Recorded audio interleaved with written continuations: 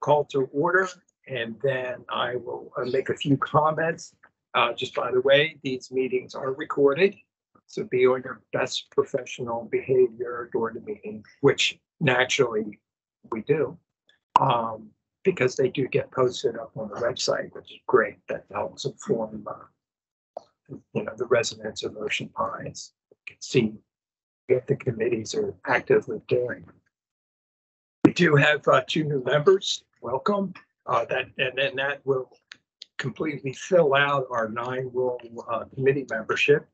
So we've got Brian Burgess, and so briefly, what's your background? Because one thing is we're always looking for who could help us do things. Who's got that special talent to help us out? So Brian, go ahead. I was 30 years in the video production and post-production field.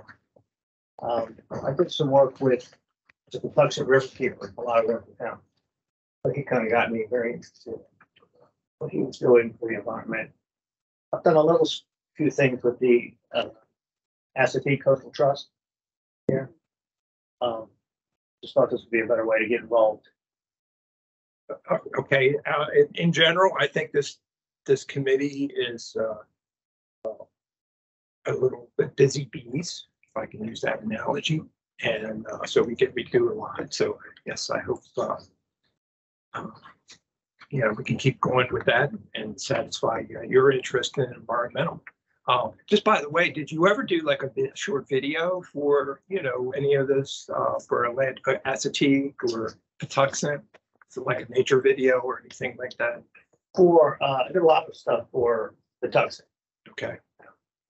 So that's something to keep in mind. That's something we might want to do. Have a video some of our work. And I still work part-time. Okay. Okay. And Dara, how about you? I retired in October. Been down here for about 7 years. I've worked for Boeing Company for the last 24 years, where I was an environmental health and safety specialist. I supported a bunch of our military bases where we had our aircraft flying, as well as I was the health and safety manager up in Philly for 10 years. Prior to that, work consulting, health and safety, environmental, Superfund sites, underground storage tank work, asbestos assessments, environmental due diligence of properties. Currently, I volunteer on Tuesdays with OC Heroes, picking up debris over in Mission City. I also participate in the Coastal Bays Marine Plunder. And actually, they have an invasive species seminar this Saturday that I was going to go to. That looks like I won't be able to get to now, but they're looking at removing invasive species from, I believe, the Lewis Road kayak launch area. So if anyone's interested, it'd be kind of interesting to see what invasive species they're specifically targeting, because I know around here, there's a lot of things that. Is it mostly like Phragmites? Or is it other? I don't know. Okay. It was wisteria too. I got that invite to go. Yeah. But, yeah. It might be a good idea to have them come here for a little presentation. That's one of the things on my agenda about invasive species. If you ever, I'll get into it later on. But well, we do, and that was sort of something that we realized over the last few months is to have Assateague and Coastal Bays here a couple times a year. In other words, a couple meetings during the year to have them here to, for whatever purpose, to share and talk about stuff, and it'll actually work together. Yeah. Okay, that's great. So what I'm going to do to let you guys know is we're going to give a very brief, tiny resume each, just to let you know who we are.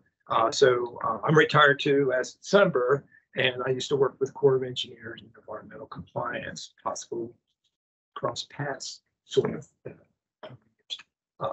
And I'm a professional geologist. That's my background. And just this dude right here, this is Jeff Hebner. He's the board liaison. So he's not part of the committee, but he helps us communicate to the board. And my name's Ann O'Connell, and I was my career had nothing to do with environmental work. I spent half of my career with General Electric Company, primarily up in Gaithersburg, Maryland, and later I moved down here and went to work for Gannett at the Daily Times in Salisbury in a financial capacity. I'm a financial manager, inactive CPA. When I moved down here, I began to get involved in animal welfare. I'm a big animal lover, and I began to get involved with the Worcester County Humane Society, and I got more and more involved with the Worcester County Humane Society to the point where part of the reason I retired in 2014 was to devote a significant amount of time volunteering for them, which I do. I am their treasurer. I spend 40 hours a week in doing volunteer work for them as far as their books and their taxes and all that other stuff nobody else likes to do. I got involved with this committee primarily because of the issue that arose with the Canada geese and what happened in 2018, I think. And two other women, Karen, she's not here today.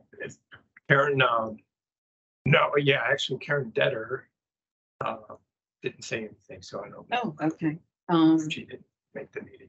Karen and our former head, Sharon Santa Cruz, and I didn't know either one of them, but the three of us independently got on this committee because we were shocked and horrified at what happened and how it happened and whether it needed to happen. And so we became part of the committee to provide a different perspective. Okay, and the geese control is still a practical topic that we will maintain in this committee. Okay, John.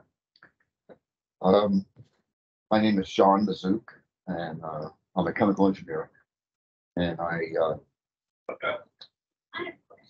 used to work in factories, and I got involved in process and product development. And at the time, the chemical company, that was a huge international called Solvay. At the time, the areas where a lot of the development was in the environmental end, from controlling gas emissions off of coal power plants and things like that, to also trying to find other ways to disinfect water and wastewater, non-chlorine based. And I got very involved in peracetic acid type stuff, which is peroxygen. And that's what I was doing. And then they moved me down to Houston, and I was working in Houston, but all my family was up here, and things started happening really bad. And so they tried to move me back up in the area because my parents were in Warminster, and my son was in DC, and my daughter was in Virginia Beach. And they figured out a good place to put me. And that's how I ended up here. And I was working at home, flying all over the place, and then COVID hit. And once COVID hit, they just said, you can't have people from the outside anymore. And so then I was trying to do consulting. So I right now I'm on this, and I also do work with the Sierra Club. And the EPA still asks me to help them out doing things on a remote basis. I just can't stand not working. Just can't stand it. Okay, thank you, John. Pat, we know you work for NASA, and what's your role? Can you see us? Yes, you can. No, good morning, everyone. And I cannot see you. It doesn't seem like the camera's set up in the room, but that's okay. If we could get it turned on, that would be awesome. But other than that, no worries here.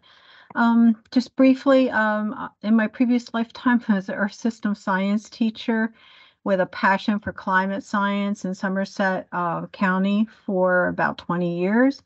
I was a Maryland Coastal Bay mentor teacher, and I'm an American Meteorological Society certified teacher as well.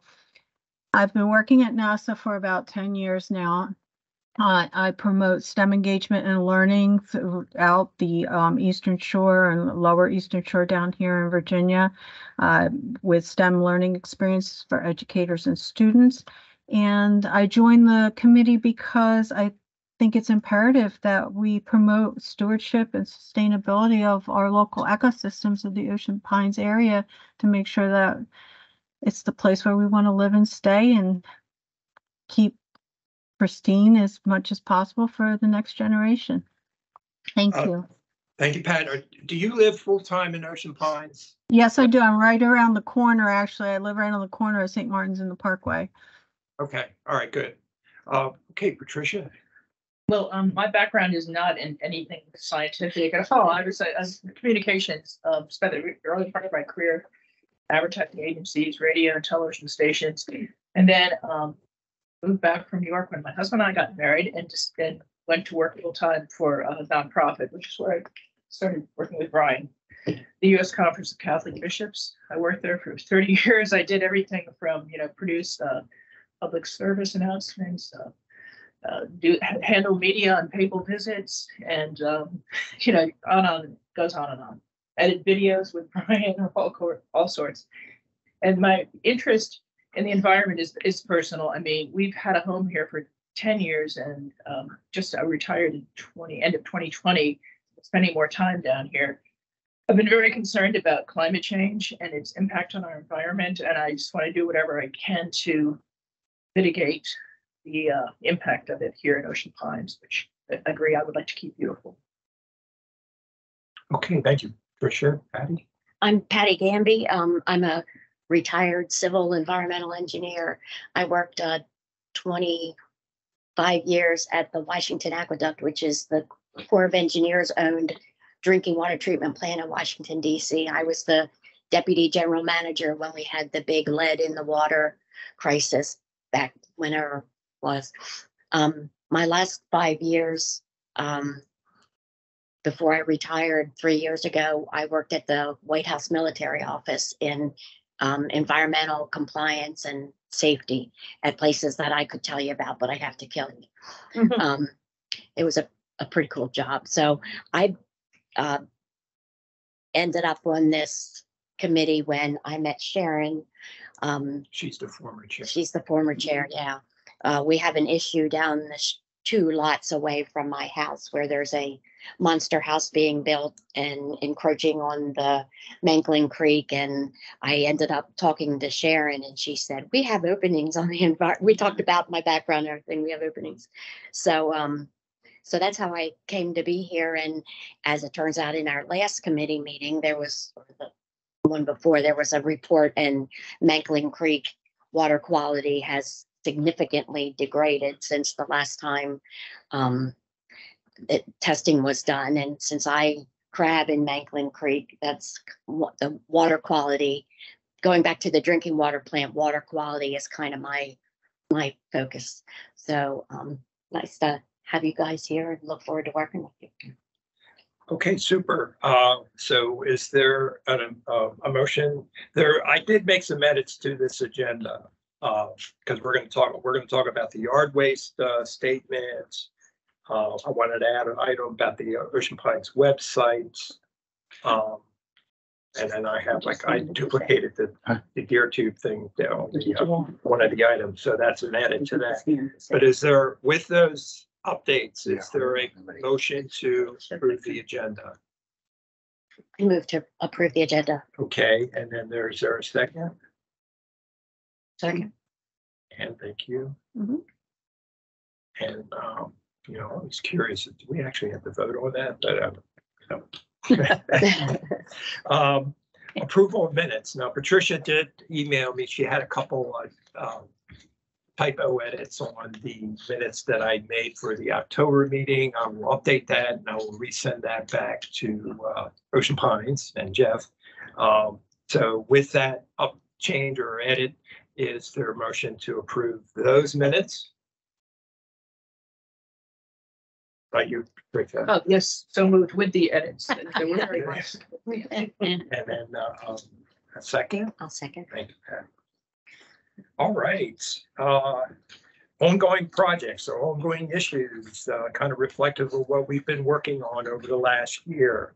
There's still, the Sow Pond, and just to let the new guys know, to help control geese that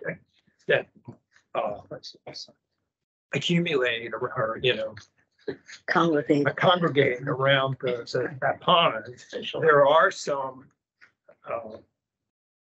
innovative ways to control their gathering. You add in certain vegetation. Geese don't like tall vegetation because they think there's a fox hiding in there. So you plant more of that around. They don't want to congregate there. Also, the shoreline has some problems of erosion. So we've talked to a couple vendors over the last year. We put in proposals, funding grant requests, and so on. So that's still in the works.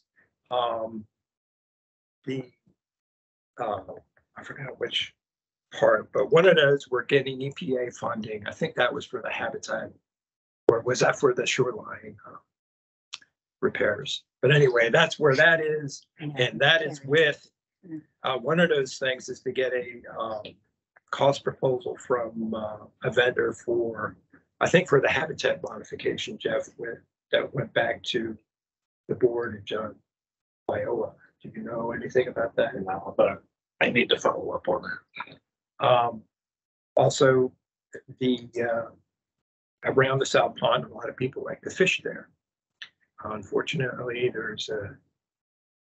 some of the fishermen leave behind their gear, disposed gear, and so we wanted to put in these disposal tubes. And Patty, she made a prototype of one where they could easily put their whole line and hooks into these tubes, and then periodically those tubes are empty. You might see them at marinas around Ocean City and so on. So we would do the same at the South Pond. So again, we put in that request to get that approved, to put some tubes around South Pond. Also, a big. Are there trash cans around South Pond in order to, because, fishing line's one thing, lures are another.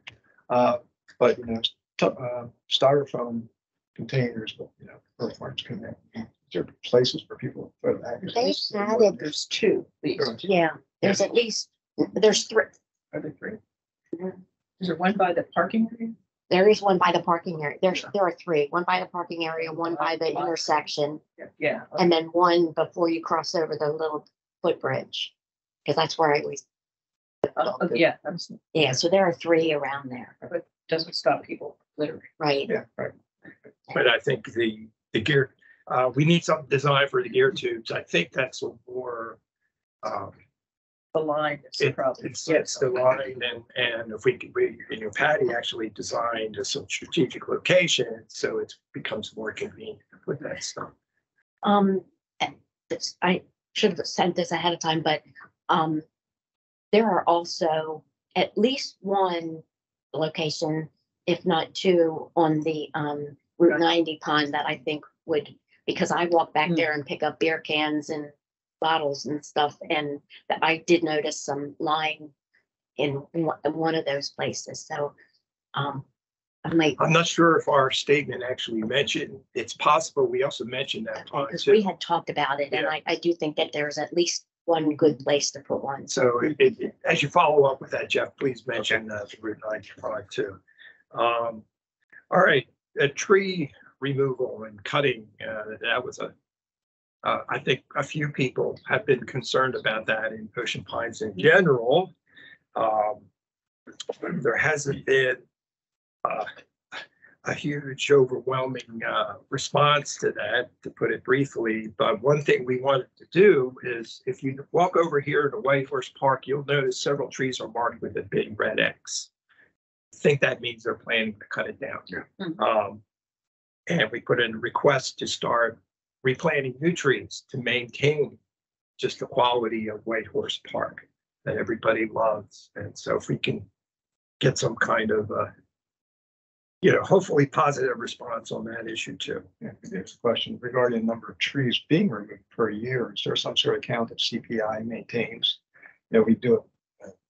Person has to do a permit, so Right. it'd be nice if there was a count. I think on that form, you're supposed to identify how many trees and you have your inspector go out to inspect that. Yeah, it's a valid dead tree. Right.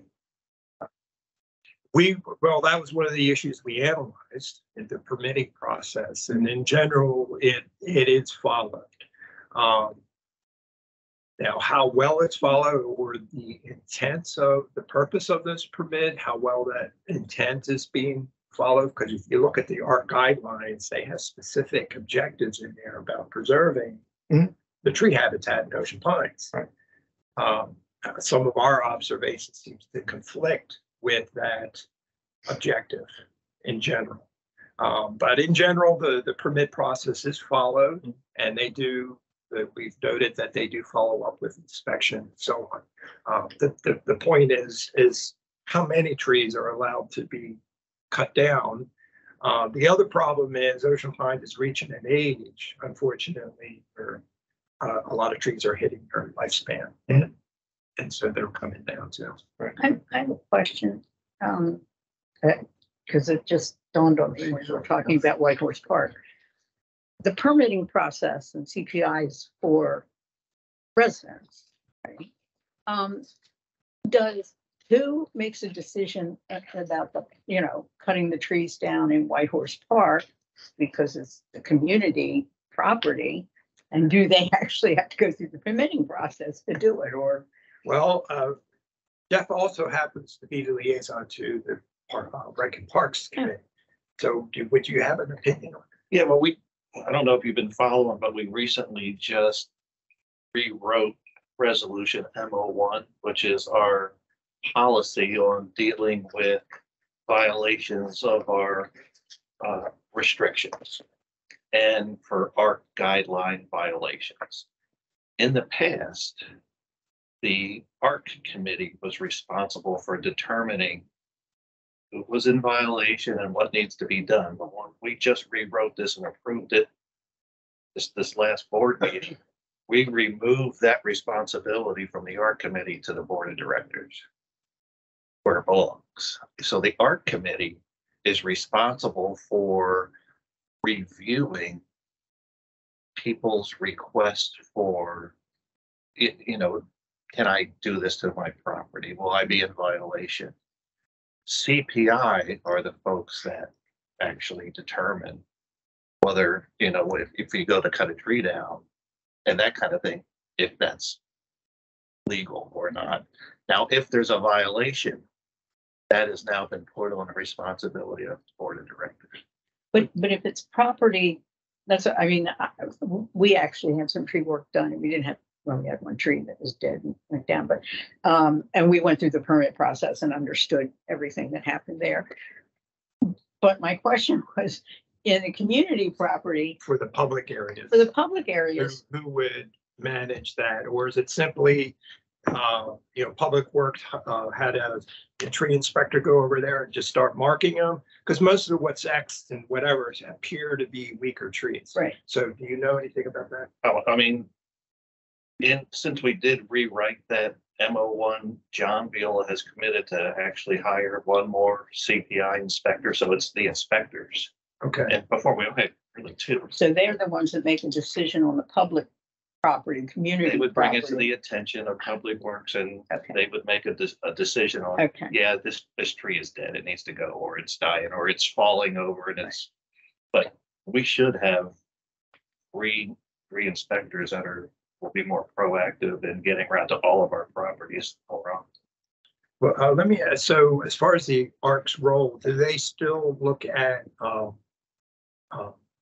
modification of permits? If Yes. someone who wants to, Absolutely. That's their job. They know all the regulations so well. And CPI brings that to the attention of the ARC committee and they make a decision. okay, all right, thank you. One last thing, again, humane responses to control geese. One way to do it is to do this egg addling. And then again, this committee has put in communications to say, well, that's one way to control the geese population. And we just needed a follow-up if that's something that the Ocean Pines is actively going to take care of, because we don't know if that was done at all this past year or whatever's happening with that. But again, that would help avoid these conflict issues. You know, where, because what Ann was talking about is when they euthanized many geese about 5 years ago, and that upset a lot of people. So, okay, well, let's do it on it. And that doesn't really solve the problem. No.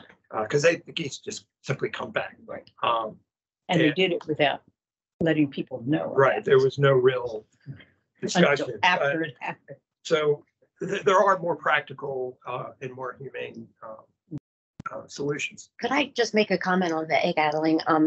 Having worked 25 years at the drinking water plant with lots of water and lots of geese, it was a big problem. It wasn't a health problem. It was a perception problem because there was goose poop everywhere. But we will hire dogs. The dogs learned that they come on Tuesdays at 2:00 and Fridays at noon. So they fly away. I mean, that did nothing.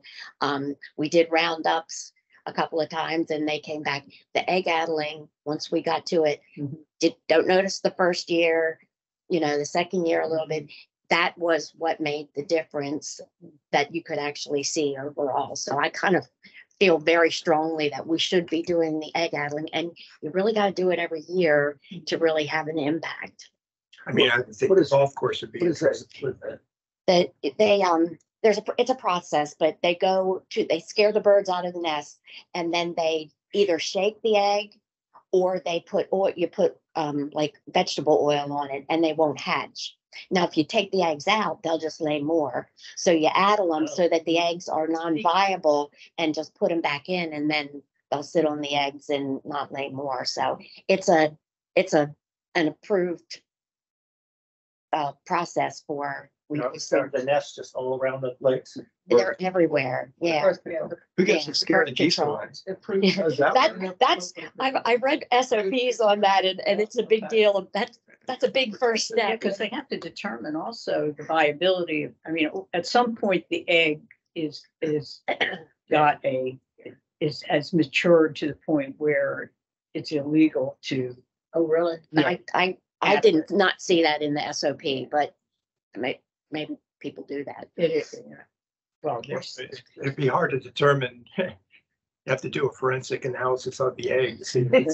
yeah, but there is something, and I was just intrigued by. They probably would have to time it where they could avoid something like Yeah. that, whatever. I think that's the key to it. Yeah. But for those of us who spend time on the Southgate Pond, notice fewer soslings this year, a lot fewer. Yeah. So something must have been done. Yeah. Drive it away. Okay, and into unfinished business, and this, again, these would be subjects that we've already initiated, and we're gonna follow up with that. One of our big projects is to put the goose duck avoidance signs, it's big yellow signs you see out at the road intersections, which apparently are really helping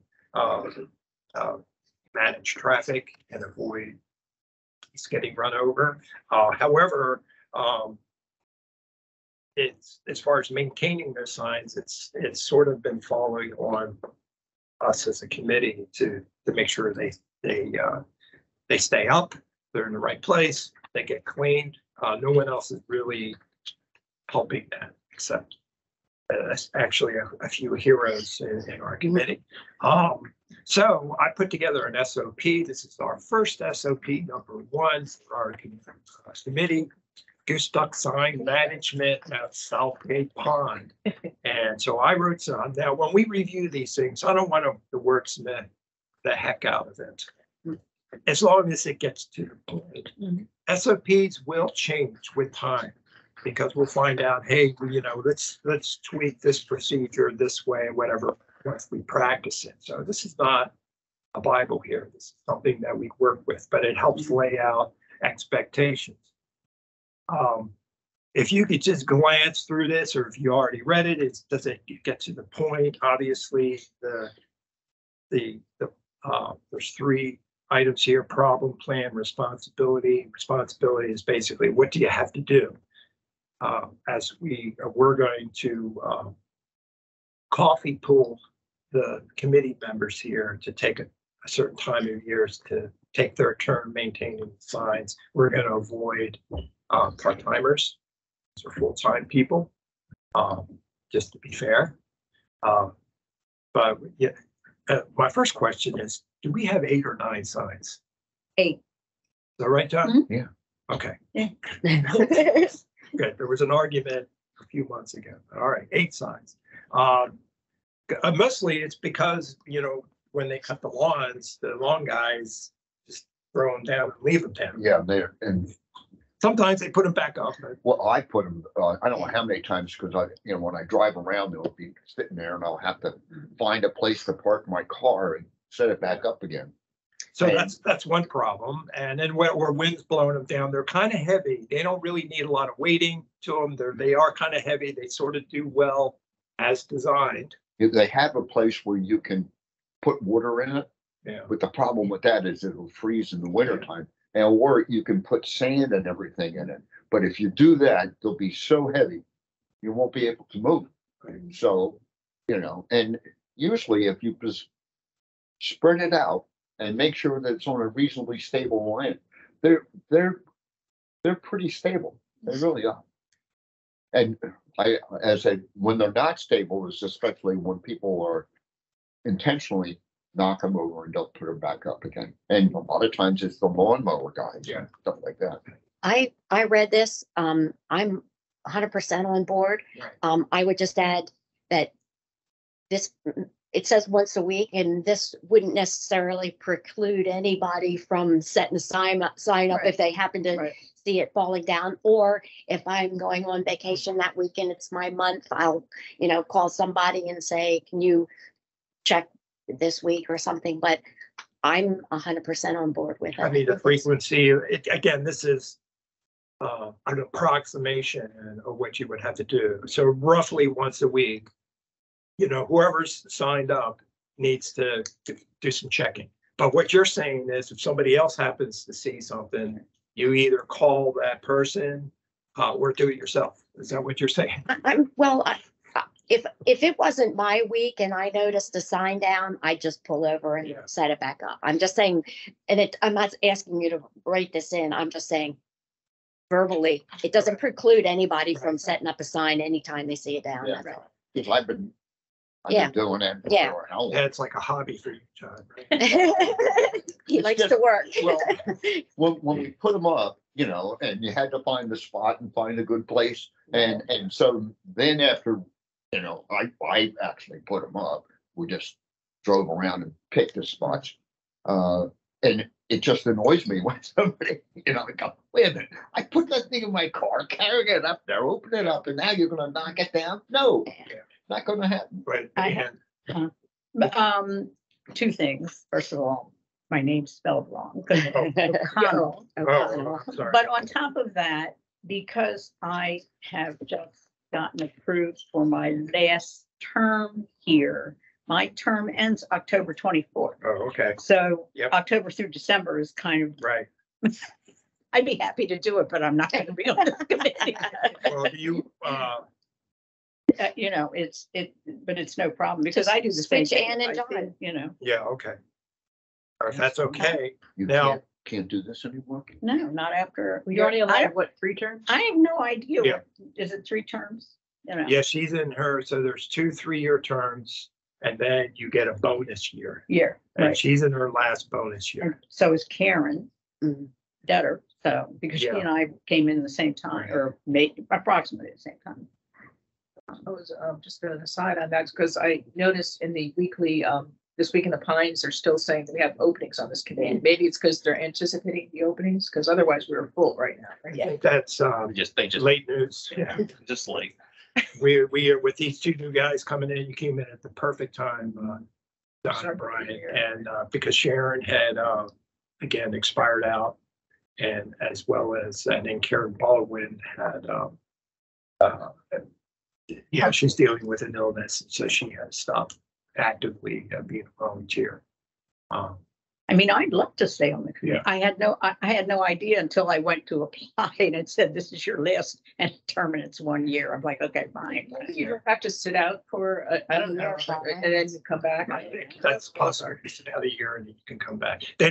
Ocean Pines doesn't want us to turn into dictators, okay? Too much power, yeah. So be careful. Power. I'll send a note. Everybody I'll send else a note to is Josh. dictators. The time to take that off. Yeah. Did you notice that this week in the Pines refers to us as nature assets? Environmental and nature assets I didn't notice. Okay. So you're saying they added the instead of word natural, in So- lieu of natural. I'm gonna make it, I was gonna make another joke, but we're being recorded, so, but, I'll make sure that's correct. So if you, Thank you. yeah, I mean, if you want to move me, that's fine. Yeah, But I well, will. are you okay with July, September? That's like peak mowing season. Yeah. Okay, all right, great, thank you, I appreciate that, and then, I just started, this is sort of, You and I are switching here. yeah, so John, you're gonna be October, December. But I'll update this and, and I didn't try to bother with all the names coming down here, because we can always, as we have an active SOP, we can always write in names, so, okay, who wants to do the next quarter or whatever. Okay, Would it help if there was the map? There's, this is a Word document, but. there's a do we have map a associated? A map of where the signs are? We can develop that. No, but Yeah, I it's guess it would change. It's easy. pretty easy to. Yeah. Yeah. Two Two lines. Sifel, 2 on Manklin Creek, 1 south of Manklin Creek on the banks, Right of the Southgate Pond. and then 1 on 589. And bank Ocean that's- Parkway across from the fire station. Right, The South Park Fire. yeah, and 1 on Ocean Parkway on, it, yeah. But you have like didn't you have like an active map of the I can do that. Yeah. I mean, I did the map with the, The signs. yeah, or I'll do a the map. Tubes or whatever. Yeah, just make up, that'd be nice. And we can certainly move them. I mean, basically, when John and I were driving around, we kind of picked the places, we had 8 signs and we kind of picked the places that we thought would have the most impact. And they seem, I mean, we've had very positive feedback from the community. Most people really like the signs. And as far as I know, I didn't see any geese get hit this year. No, I didn't. Yeah, the Or what we know. problem for the newcomers is that some of the geese have taken up residence are actually domestic geese that were abandoned and they can't fly. Yeah. So, They there's always, it's like, why would you? They're like the slow ones that cross 589. Oh, Yes. right. So if you see the white and gray ones, they're not migrating geese. And we have resident Canada's as well. Yeah. Like it here. And just the last thing, I think we put in a note that can Public Works participate in any of this in any way? One of the things was to, not only know if we need to, is to seasonally or during the winter, remove the signs, Yeah. store them. Yeah. And they don't need any special storage, just put them someplace safe and then bring them back in the early spring. That was one thing, or that they actually participate more in maintaining signs. I sent that note from last meeting to have on. I haven't got a response. Yeah, right. And storing them in the winter would save on wear and tear when. Yeah. Yeah, especially snow and plowing Yeah, and stuff like yeah. that. The other advantage that would give, if you go rewind back to when we first started talking about this, because they're not permanent signs, they could be moved in different locations and it would catch your eye. So if they go away in the winter, you stop thinking about it and then they show up again in the spring, you start thinking about it again, as opposed to not even noticing the yellow sign that's just sitting there year round. Right. Right. Signs. That's a good point. Exactly. I've been there. Everywhere a sign. I mean, it sounds like they are probably a nice place to just stack them if they're agreeable, as by the pool, the what do you call pool? And because that's a building right nearby, so. Let me ask you this. I'll follow up with an email, but is there a date where you would like them removed to be stored? Probably now. I mean, Yeah. anytime after November 1st of November. Or I still, yeah, I still see the geese out there. I know, but- it's Yeah, they're there. Yeah, they're there all the time. That's why I'm in favor of just leaving. leaving. Okay. That's All right. our special. I mean, that was one thing we talked about, but I mean, if, again, we want to be practical here. So it sounds like we just leave them there. So the point would be, could the, when they do maintain the grounds, can the guys, sort of recheck the signs, whatever, try to be a little bit more diligent? If if it's a pain, if it's in their way, okay, we understand, we'll take care of it. Okay, great. That's the SOP. The other item, the next item is Route 90 pond signs. Last time, Patty did a lot of work on, we wanted to put nature educational signs on the trails around ponds, especially Route 90. But we sort of had a concern, well, are we moving on to Rec and Parks Committee responsibilities? I happened to talk to somebody on Monday from that committee. Is that something you guys want to take over as a park item? And so I sent all the stuff that Patty did put together to the chair. And I just emailed him yesterday saying, hey, this is something that you guys want to do. Here's all the preliminary work that we did. So that's my communication. I guess we'll see how they feel about it, or if they want to say, go ahead and you do it, or whatever. I don't know. Okay. Yeah, and if they want to work together, offline, I'd be more than happy to do that. Yeah. I just kind of got to the idea stage, and then once we get into the production, you said the word production, and that's where I get hung up because I'm an engineer. I Right. don't produce anything creative, but so if they want to work together on it, that would be okay Yeah, too. okay. But just hold that on. For the new members, maybe we could just give them a little recap of what this is about. Do you guys even know where the Route 90 pond is? It's the pond. Yeah, there's a little secret entrance to it. Yeah. So Behind the library, and then there's another, and that There's a- joins the trail that goes all the way down to Ocean Parkway. by the golf course. So are you talking about goose signs there? No. No, we're talking about, different. Patty had this idea that it's a beautiful nature trail, and why not put some signs up that, So I'll just give you a real brief. what kind of birds you see, kind of vegetation. Right, so the idea is at the entrance, at the parking lot entrance there would be a main sign kind of laying out, and how can I basically telling you that we have this trail, and there's a lot of nature there that you'll enjoy, and then try to encourage people to enjoy it and keep it pristine, or leave no trace kind of thing, and just kind of welcome people to this facility. And then as you go through, a sign for identifying birds, different birds.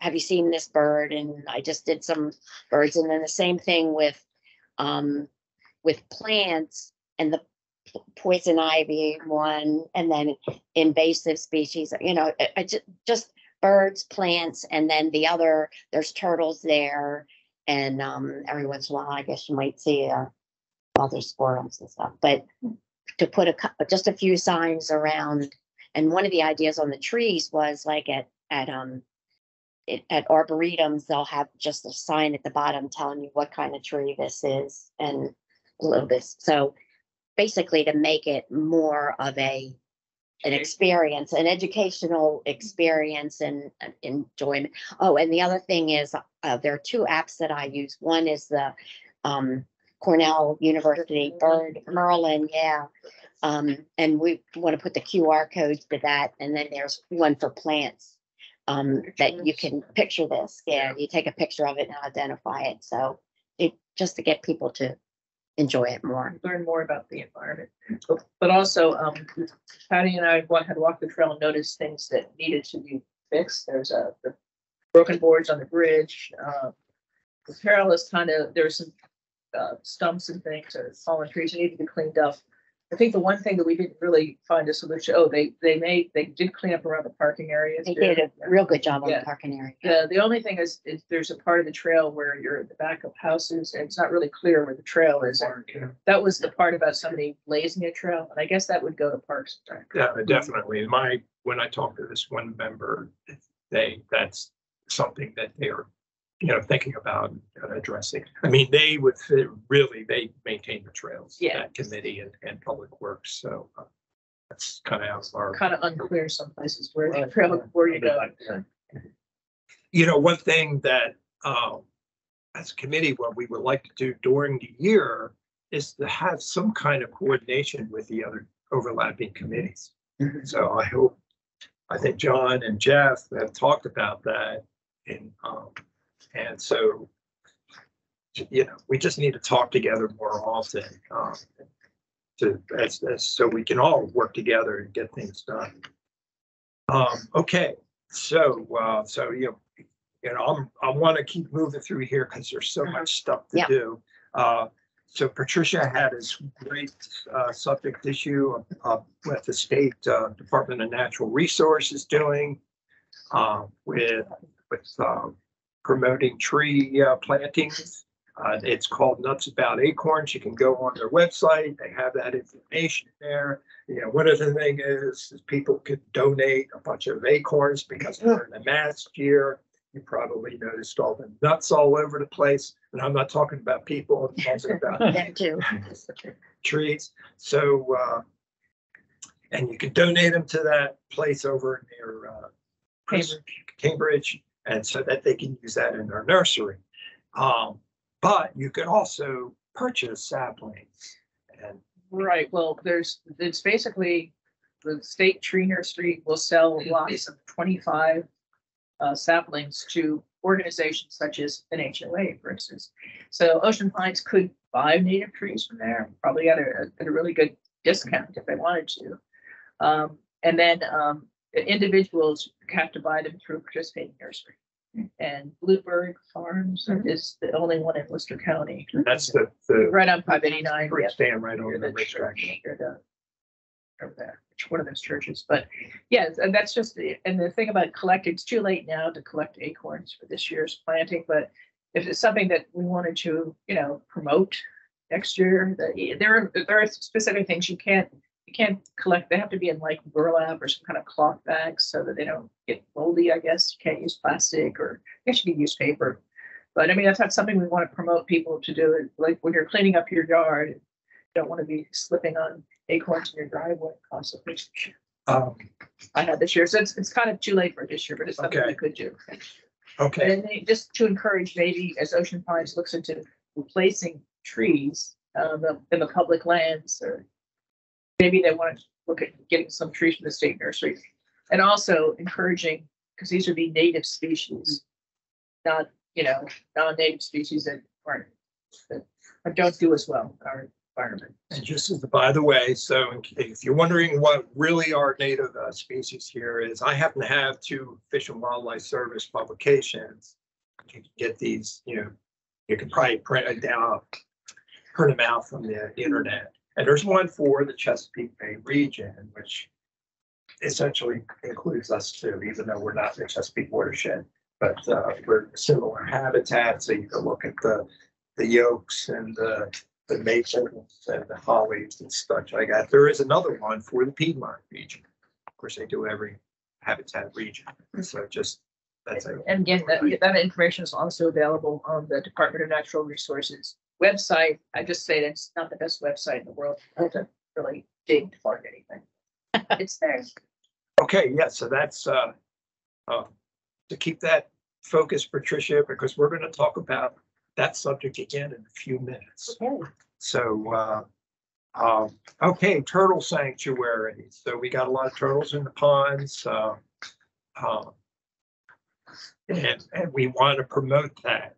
There could be a little platforms that you can spend a lot of money on and put them in the ponds for the turtles or whatever, and say, well, that's more money Ocean Pines has to spend. And so we agreed, I think, as a committee, well, how about just take some big logs, lay them down, if we're cutting down all these trees, why don't you take a couple of them, nice big solid trees and put them in along the pond shoreline. So I had a do out to follow up on that to you. yeah, I sat down to do it a couple of times, and I'm picturing Public Works saying, "What? You want us to put trees in the?"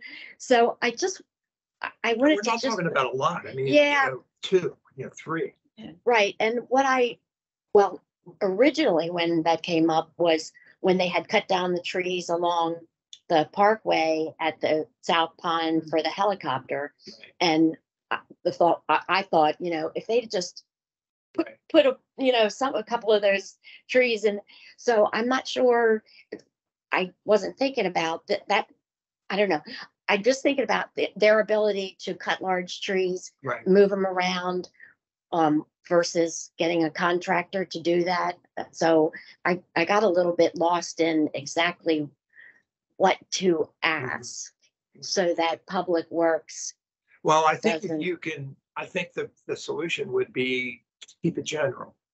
We want to promote the turtle habitat, and with all the tree cutting going on, could you put a few on the pond shorelines? Of course, mention both ponds, Southgate and Route 90. You see turtles there all the time. Yeah. And Okay. maybe even Bay Bridge, if that's feasible. I don't want them to upset the drainage features they built. But And so our communication with Public Works is via info, well, or does it go through Jeff? I'd be happy to, you write something up, I'll take it and Okay. forward on to the right person. and I have we've been creating a so-called ENA statement format. I don't know, have you seen any of those for other subjects lately? I'll send that an example to you, just so, because I would like to formalize our communications a little bit more from the past, so that they're hopefully taken a little bit more seriously.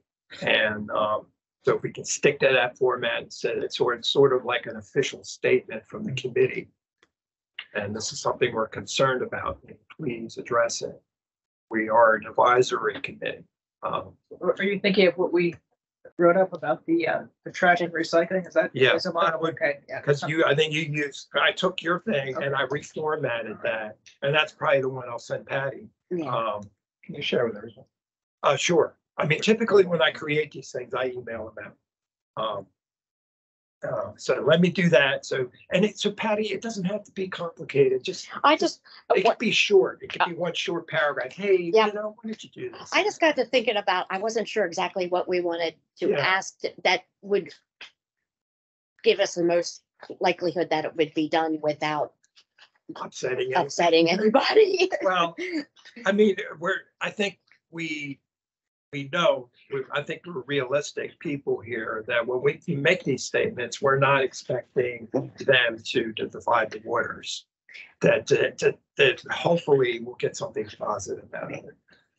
And the other thing is, I'm thinking, we don't want them to go down and cut down trees to put logs in the, but when they do cut down trees, Yeah. we need them to remember that we want them to And put. that might actually save them money because. Yeah, Well, there's a stockpile of trees Yeah. over here.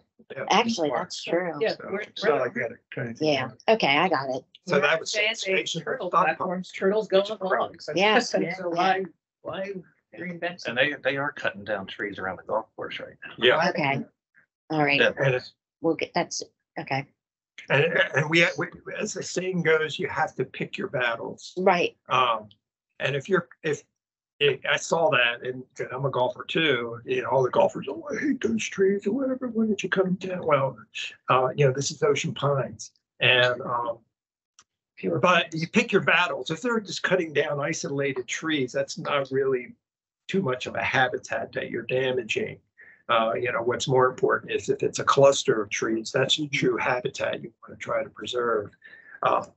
Or even the ambiance of a park. remove trees and you remove that, that quality. Okay, great. Thank you, Patty. So yeah, why don't you wrap that up?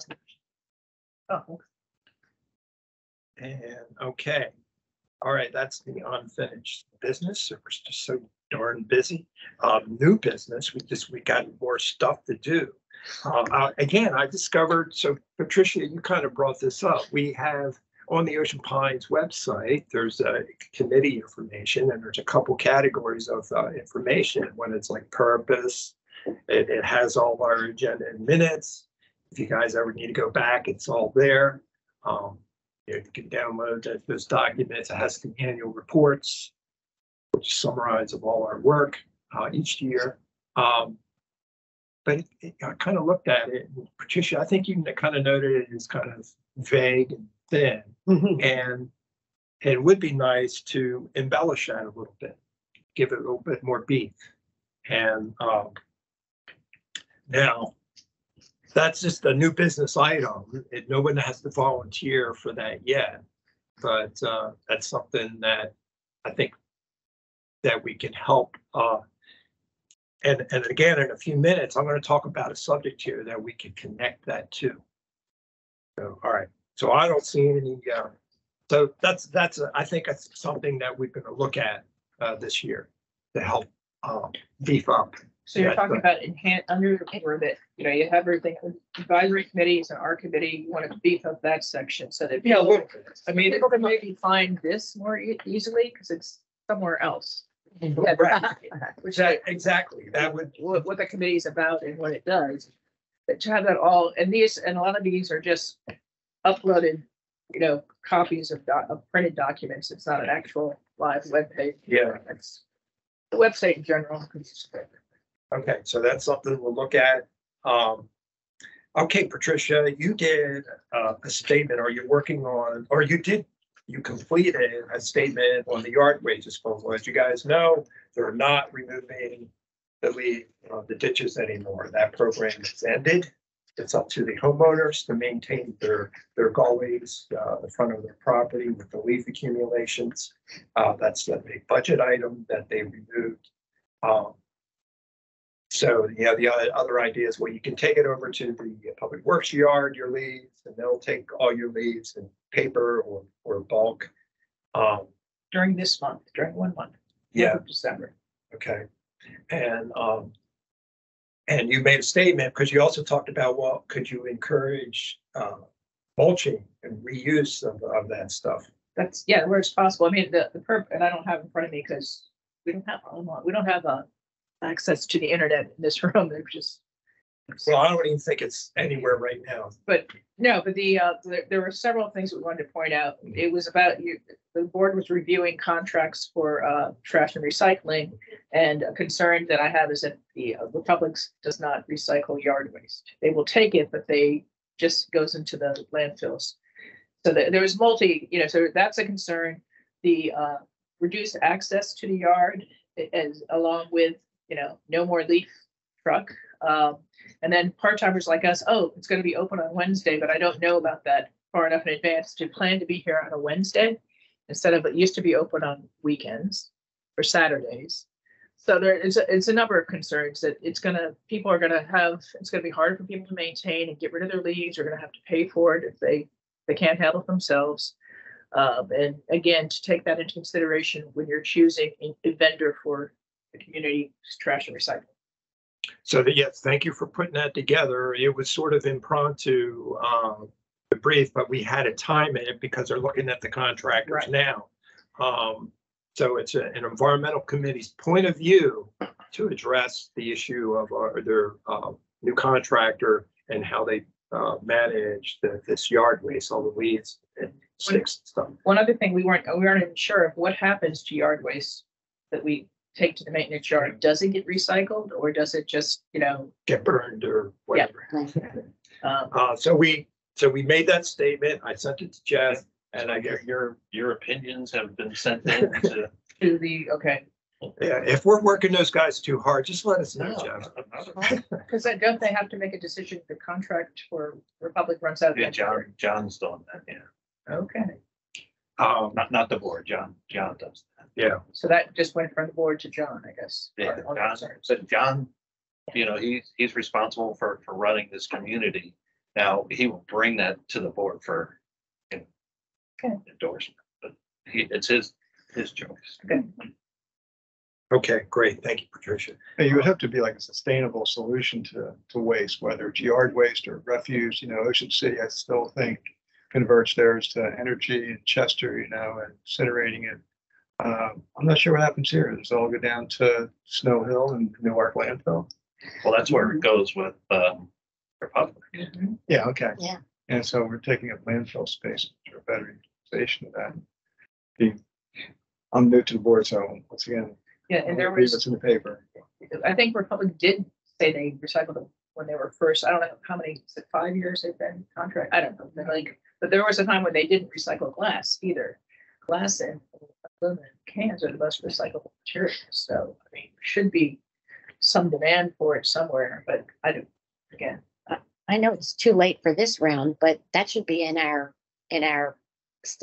proposal, in our Right. RFP. our RFP. Our- That's And that's, I That- guess that's the point Pat Yeah. Patricia's making. Well, the RFP had already gone up. Yeah. Right. Put that statement in, so. Ladies Okay. and gentlemen, I'm sorry Yes. to interrupt. I'm sorry. I don't know if you can see my chat or not. Just to segue off of all those points, I know it's a little drop in the bucket, but every drop helps. I was wondering, since one of the items on the new business was suggestions for the Green Street article, I was wondering if we could include a little blurb about fall cleanup guidance. I'm seeing a whole lot more plastic bags full, like knee deep, all down driveways. And that is absolutely the worst thing you can do to a landfill, is put those leaves in those plastic bags and have them taken out. Can we just do a little blurb about the benefits of paper versus plastic, until this whole yard waste removal thing gets ironed out? It's probably too late because the next article won't be until sometime in the spring. Yeah. We could certainly, you know, Yeah, so I'm gonna move to that subject. So Green Street, topics, yeah, we haven't gotten a request yet for the next one. But what Pat is suggesting is we should bring up the subject of, instead of using plastic bags, only use paper. And it would probably be good timing to do it closer to when Yes. people are Yes, cleaning up their Yeah. yard, and to remind them. you know, okay, that's the thing, because Republic doesn't care whether the bags are plastic or paper. Right. yeah, That's why people probably can fit more stuff more into one of those big old plastic bags, but then, you know, it takes years to break down in landfills. Oh, but looking at the people manage the paper bags, it actually looks pretty, a feasible technique. I think the problem is the cost. Those plastic bags are dirt cheap, and everybody's got them in their garage. Yeah, The paper bags, you got to make a special trip to go get them.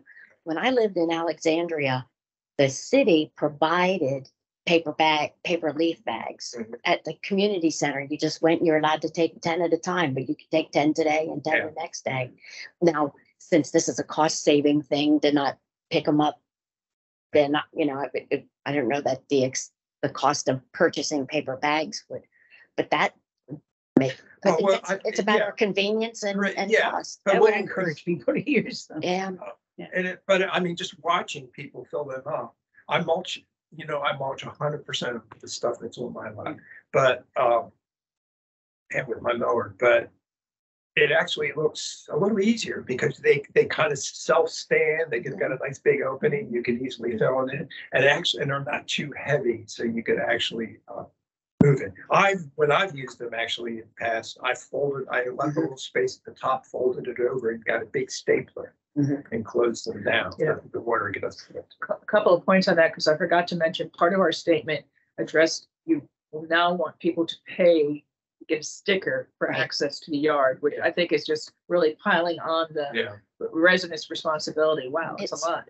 And the other, just a tip, what we do, because we don't live that far from the yard, but we fill our paper bags or plastic bags with leaves. We dump them at the yard and then we reuse them as many times as we can until they're Yeah. worn out. And I think it's been stated in all the information's gone out from the association that the Public Works will only pick up paper bags Right, on the days when Republic doesn't pick up. right. It helps encourage the paper Yes. topic, but I think we need to encourage that and say avoid plastic or whatever. That's just something that we have to. But there are a lot of them out there, Oh, yeah. including about 6 of them across the street from me. There's a house near me. They did an incredible, amazing job. It's all paper, but it looks like it's at least 50 bags, maybe 75 bags. They filled up in front of their house. And it's like, it didn't look at. You got to make it easy for people to do the right thing. People, Right. the people sitting at this table are going to do the right thing. You got to make it easier for the other people to do the right thing. And I think the having to pay for a yard sticker, having to go out to Home Depot and buy your paper bags for somebody who's lazy, like the guy across the street from me, he's just going to stuff them in the plastic bags, and that'll be that. I think there's going to be more repercussions of this new policy I hope so. because I don't think it's going to be as nice and clean as they hope it's going to be with what's going to happen to these gullies full of leaves. So we'll see how Ocean Pines is going to find out what's going to happen with this new policy. So there's going to be, I think, more discussion, definitely.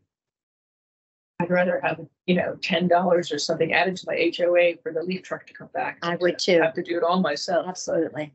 That just seems so contrary to everything this community's about. Yeah. It's like the residents never get surveyed on these. They just happen and like, what? How did this? Even when a leaf truck was running, I don't think it made it to all the areas like they. No, it never did. I lived on Beacon Hill for a while, down at the end there. Okay, other subjects, actually, so the next article round that I think that'll come up. And John, you did some work with the Sierra Club one on algae. Yeah, I have the article here. Could you, so the You next, can see, I had pictures of cyanobacteria, the green algae. I talk about cyano, where it comes from, light availability, water temperature. And it was, I enjoyed, there's an aerial view you can see just to give people some feeling. And this shows this is a picture of a city in Minnesota where the grass clippings enter into the sewer to show people that, there's certain things you have to prevent occurring. so And what, it is when you make cyanobacteria, and one of the sources of making it is from grass clippings and things like that. That's where you'll get the green algae, and that's will affect anything living in the ponds. Here's another picture you can see, and this is one I wrote May 25th, 2021. now you did that for the Ocean Pines newsletter? Or is that for the Sierra Club? This was for the Sierra Club. Okay, could you take that and modify it? Because we've got like a 1-page space. Because that might look longer. In other words, we wouldn't be able to fit all those photographs in there. I think you have one photograph of the North Gate Pond. That definitely should be included. Yeah. Could you, so when we get ready for that next article, could you take that and modify it for that new format? Yeah, I have to go find the file. Well, or retype it. Huh? Retype it from your hard copy. Yeah. Is that all right? Yeah. Yeah, because I think that's an important subject. Yeah, well, to me, it was, again, a lot of this was combined with the work I was also doing with the EPA, Yeah. parasitic acid versus chlorine and junk like that's how I got involved in it. It's a combination. Yeah. But because as you said, I was living up here. That's May 25th, 2021. So that was done up here. yeah. Would you have to have that original photo of the pond? I'll have to go look on my laptop. Okay. Because that's something definitely we want to put a good copy of that in there. Okay, Is it mostly mostly the grass clippings in the waterways that is making this bad That's algae? really major source, right? Okay, so Because it's the stuff that's on the grass clippings, you know, because people put up all kinds of Fertilizer. fertilizers and things like that. And then that gets into the water and then it dissolves. And that affects the cyanobacteria. And the cyanobacteria is what really is turning green. That's really what's causing the problem.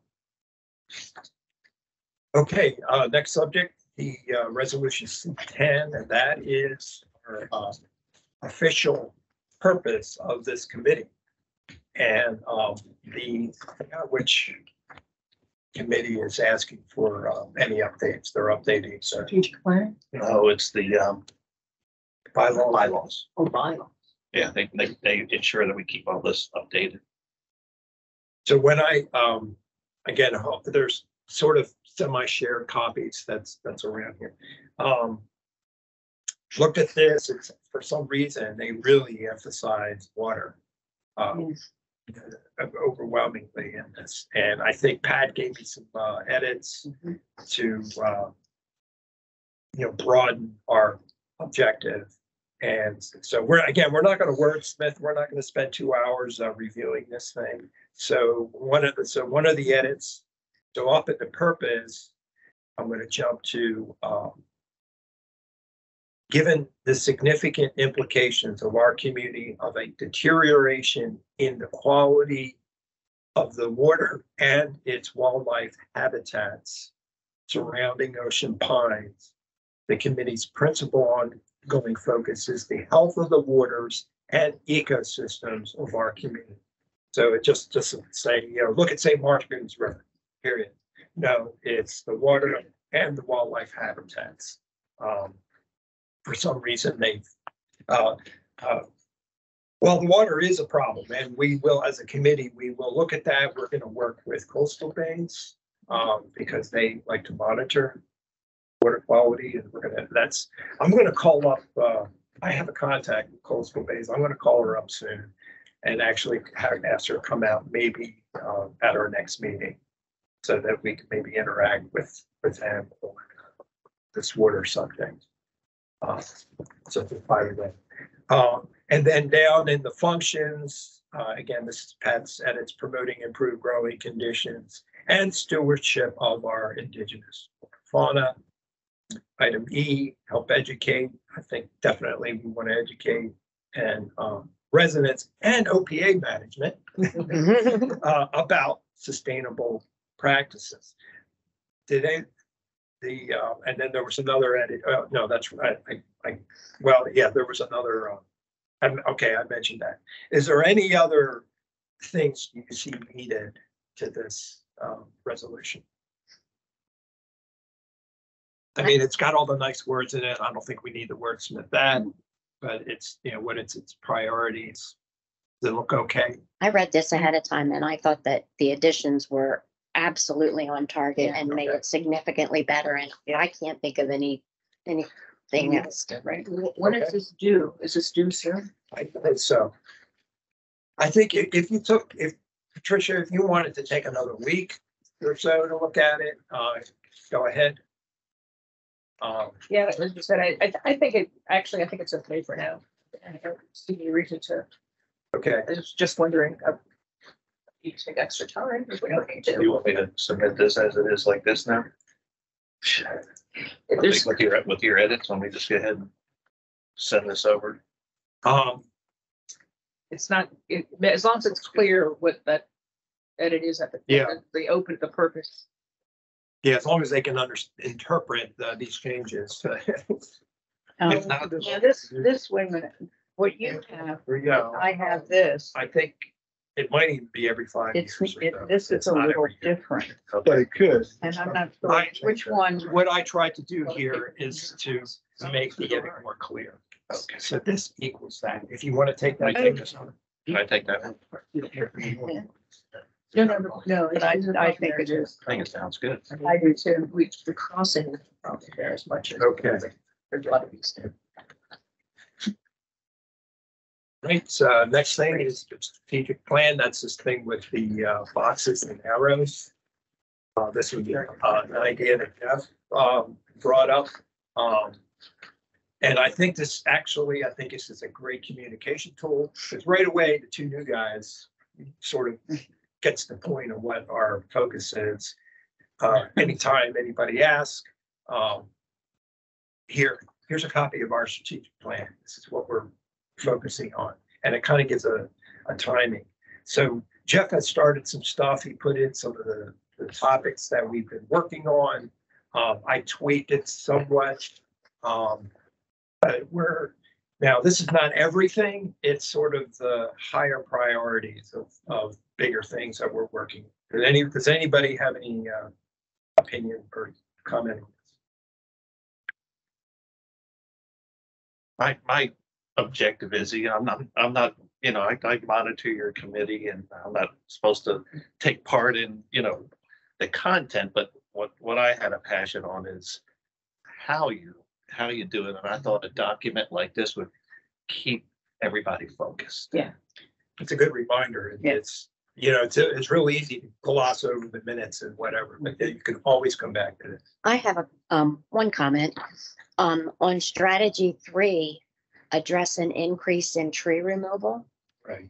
The action is promote Maryland DNR tree sapling program, which I don't think that addressing an increase in tree removal, the solution to increase in tree removal is not planting more trees.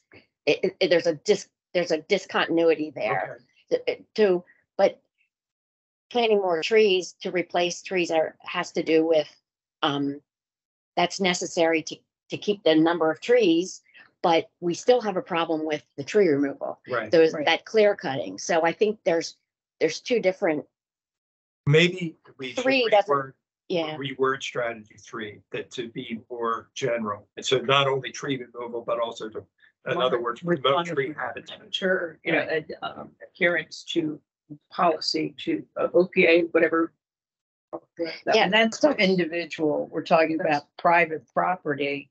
So again, the 3A, promote Maryland DNR tree sapling program, do we say private individuals can't buy? Well, they can through the nursery. They can through the nurseries, right? But I guess what I'm thinking a is nursery that Well, I think the point is not so much that, trees are getting cut down. The objective is to preserve the habitat. right. Part of the problem is the tree cutting. So how about address? I had it and then it went away. I don't know. Patricia, if I can help you out, I think I know where your head's going, because mine's going the same way. There's 2 ways we can do this. We could either do it positively, we could say mitigate tree loss, Yes. or Thank the you. loss of the tree canopy, or we could just change the word "and" to address the increase in tree removal, but that's kind of negative. But I think if we couch it in a positive way, Yes. that we're mitigating the loss of trees for whatever reason. Absolutely. And then I think under the actions, there are 2 actions. Okay. One has to do with replanting. The other has to do with minimizing removal. Unauthorized. removal. Unauthorized right, removal. adhering to Right. Right. describe. That was my whole objective, was to keep the strategy at a very high general level, and then you all populate, You got us started, so that, well, I That just was- provided a yeah. format. no, I think, Yeah. I put words in here Yeah. that didn't really mean anything. And I was mainly interested in you all populating this. Well, of course. I mean, you gave us a tool. I gave you a toll. Yeah. One thing we talked about, and maybe very briefly, one of our many discussions about trees is there a whistleblower thing where if you see somebody just going in, on a weekend with their buddies and chainsaws and taking down a bunch of trees, I mean, is there some way you can report that without being anonymously, without, getting in trouble with their neighbors? Yeah, you will never be, if you, Never be again, anonymous. well, I mean, that's how a lot of violations get reported, is from your neighbors, but that's not what we really want to, you gotta live next to your neighbor. Right. But you will never be called out in like with CPI, oh, your neighbor said this, that would not. So if somebody sends somebody to info and says, hey, I noticed somebody taking down a bunch of trees, I saw no permit in the window, I saw no, You won't, whoever you turned in won't be, they won't tell them that you did that. no tenant. The tree services that come into the pines you have to show that you're permitted. Yeah, they have to get, you have to get a permit and they won't cut down a tree unless you've got the permit. And if you see somebody who's cutting down trees without permits, then it's not, they're not following the procedures. I mean, you know, most of the companies you see around are pretty diligent about that. That's from our investigation that's happened. Santa Maria, I think typically is good about that. Yeah. Ocean Pines, tree removal, and cutting. I don't think that's so much the problem. Somebody commented that they came in on a weekend when the inspectors went around and they cut some trees. Ocean Pines didn't know about it. So there's some problems. Mhm. We've kind of also argued, well, maybe they're a little bit being too liberal in how many trees you can cut down. There seems to be, the impression is there appears to be a policy change from how things were done in Ocean Pines from several years ago. It used to be very conservative several years ago. Now it seems to be more liberal, and homeowners almost practically clear cutting their lots. Well, I think that's a separate problem. It's new construction. What are you allowed to take down? Especially new construction. But existing, I've seen it in existing homes too, where they just say, I don't like trees, and they cut them off. And maybe leave one or something like that. But if there's a clear change from, I've had a house in Ocean Pines since 2002. Okay, so I've noticed.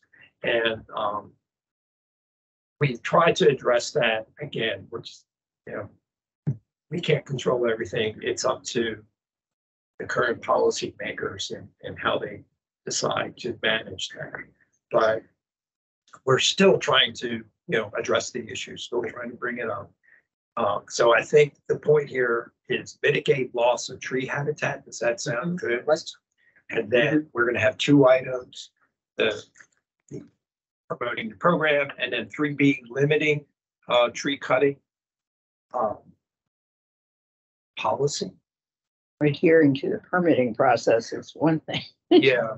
Right, but what we found out was most people are adhering to the policy, but the policy is too generous. Yeah. Is that, I mean, that's what you. It's really open to interpretation of what they will allow. And apparently it's becoming much more, I'll call it liberal as far as, go ahead, cut all these trees without replacing them. Because again, that's in the existing permit guidelines. If you're going to cut healthy trees over 6 inches in diameter, you're supposed to replace them. And I don't want to mention one other issue related to that, but go ahead. Oh, I was going to say about the management, like how many trees are we taking down? There should be some quantification by year as to how many permits are completed or how many trees actually are included in that. Get your report on that. That would be. Maybe it's already there. If they have all the I don't- permits. They could probably do that by researching all the individual permits, but it could be if they can take a permit every time and then record the impact on it. But, I don't think that's happening. Maybe that's something that we could ask Ocean Pines to. Because that helps you manage it, right? Yeah. Absolutely. And not go back, 20 or 50 years, but you can go back 2 or 3 years, you can see whether there's an increase. The increase will help us make decisions, but further attention is needed, next year or the year after. Well, obviously that's time and money to do any back research, but I think if they start recording it now, it will be valuable as we go on. Again, my impression is, as a community, Ocean Pines values the tree canopy here. It's in our name. It's part of our culture, and we don't want to lose it. We don't want to look like those new developments that you see on farms up in Delaware. We're trying to avoid that. Right. We want to be Ocean Pines, and so we're trying to protect that, I think, right? So I haven't, sorry, go ahead. Well, again, I don't know if you want to bring that back to, they got a laundry list of things. Go ahead. So I think everybody likes this. So just for the purpose of accuracy, another picky comment, even though you did a great job. On strategy 1, I think D does not contribute to strategy 1. It's still something that we're doing, but Okay. it isn't a direct correlation to Right. the habitat modification. Oh, all right, I'll just cut it out. It's just quality of life living around here. Yeah, it's right. Okay. Yeah, as I said, this is like the most strategic things, and that's not really part of it. I'm sorry, I missed, which one are you talking about? Strategy 1, D, which is address the habitat modification at the South Pond. Strategy 1. Oh, go back that way. Other way. Go over there. Okay. Strategy 1 is address that. And then when you come over, item D is the goose crossing signs. Bird crossing Signs. But that's not a direct correlation to addressing the habitat modification and erosion at the South Pond. It's a different issue. It looks like it fits under strategy 5. Right, that's what I was just I thinking. agree. Mm-hmm. Yeah. You come to my rescue again. Thank you. All right, I'll move it down there. 5B. Mm-hmm. Okay. All right. Okay. All right. Now the big one. This is a super big topic. Get ready. The Ocean Pines is going to have a Ocean Pines Day or kickoff and expo event. I went to that working meeting on Monday to be more informed. They invited all the committee chairs to see what they're doing. So in April, there's going to be a huge event out here with contractors, clubs, nonprofits, everybody that they can get in this area. Atlantic General Hospital, they'll have tables, exhibits, whatever. They're really trying to maximize that. Of course, it depends on who shows up, and they expect like hopefully 1,000 people. They've got a rain date on here. That's why you see 2 days. It's a 1-day event. What is it? Yeah, just Yeah. What's It's There's all these it's people. a kickoff and expo event. So they're going to have vendors out here. They're going to have beer trucks, food trucks. They're going to have all these organizations presenting their information. This is who we're about. It's going to have committee information so that the residents can find out about what's happening in Ocean Pines. What are things, what does the environmental committee do? What are these other committees? Clubs, potentially, because they mentioned some chess club or some other club, the knitting club or whatever. They could have their thing out there. It's to communicate all the things that happens around here. It's very important in there. You're not necessarily sort of anything like Bay Day, because that's all focused on Correct. the environment. But it could be Bay Day people too. Coastal based people Yeah. could come there. Assateague Trust, Sierra Club. English Club. Yeah, And those dates are pretty close to Earth Day. Yes. right. April 22nd. That'd be great if it coincides. I'm not sure how they're going to organize this, if they'll put the environmental people in like one section, like you would have at a conference, or the committees together. I don't know. They still have to work all those details out. They're going to have handouts. They're going to provide bags. It's going to be like a big conference event outdoors. This is a great educational opportunity for our committee. And you think we should have a table at that event? Oh, yeah. Okay. Yeah. Is there funding for this event, or do we just kind of have to? There's not a lot of funding, but I didn't think so. I don't think we have a table at Bay Day. No, we The do last not. time I was there, I did it with Sharon. Well, Yeah. Ocean Pines has a lot of tables. So definitely we should get a table from Ocean Pines. Yeah. The only thing, again, when this work group talked about this, and this is people that are in other committees, it's Gary Miller, people from the rec committee, aquatics, they're all volunteers here. There's Sharon Jacobs was there, she's an old board member. They're all doing a lot of work with this. Chamber of Commerce was represented. The Chamber of Commerce is going to invite their businesses to be here. Hmm. Okay, you're gonna have businesses out here. We have a date for Bay Day 24. I thought we did. I don't know. And it's usually in May. I mean, we can tell when that comes around, we can maybe duplicate what we did do for this event, so we don't have to redo a lot of work. Yeah. Past couple of years, Bay Day has always been the same as the weekend of Spring Fest. Okay. So we should get a table. The only thing we might have to provide is our chairs, okay? But, we need to have a handout. And probably just something like this, we could do this thing. And maybe another colorful handout with the Ocean Pines website link. You go to that, to drill down to where you can find out about the environmental committee, email contacts, it'll be me. And then also create a small display sign.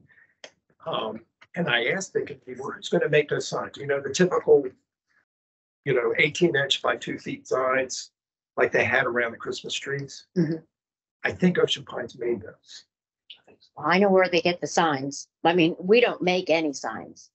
They're all done at that. Remember when they're at the Ad Art Company in Georgetown? Okay. So we could design one, Mhm. with a nice picture, maybe a John's algae pond or whatever, or maybe something more positive or whatever. So we can have to make an attractive exhibit at our table. We can have something like that to advertise the environmental committee. We can also maybe get some materials from some of the organizations like Coastal Bays and Coastal Trust that have, little brochures and things that we could maybe make some of those. I'm sure they'd be happy to have extras. The Coastal Bays does their annual reports, water quality, Yeah. and all that. Probably get them.